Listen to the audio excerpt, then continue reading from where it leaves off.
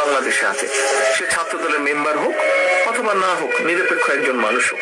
আজকে তো এই যে মোবাইল ফোন হাতে হাতে আছে, কন্টেন্ট হচ্ছে, বিভিন্ন ভিডিও কন্টেন্ট তৈরি হচ্ছে, কিন্তু এই কন্টেন্টটা তৈরি করে সে ঠিক মতন প্ল্যাটফর্মে দিতে পারছে না। সে হয়তো সেখানে $5 কামাই করছে, মাস গেলে হয়তো $500 কামাই করছে। কিন্তু আজকে যদি আমরা পলিসিটা ঠিক করি, যারা কন্টেন্ট মেক করছে তাদের জন্য যদি রাষ্ট্রীয় পলিসি আমরা আজকে ঠিক করি, তাদের জন্য পেপাল সহ যেগুলা ইন্টারন্যাশনাল গেটওয়ে আছে ফাইন্যান্সিয়াল ট্রানজাকশনের, সেইটাকে যদি আমরা দেশে নিয়ে আসতে পারি, আমরা যদি গুগল, মেটা, এদের অফিসগুলো যদি আমরা এখানে নিয়ে আসতে পারি, তাহলে এই কন্টেন্ট মেকার যারা আছে তাদের ইনকাম দমাদম বেড়ে যাবে। সে হয়তো অন্য কোনো কারণে জব তৈরি করতে পারছে না, নিজের থেকে তার ভিতরে নিজের একটা কোয়ালিটি আছে, যেখান থেকে সে দেখেছে আরে আমি তো এই কাজটা ভালো পারি, তাহলে আমি এটা দিয়ে করি, এখান থেকে তো ইনকাম হচ্ছে।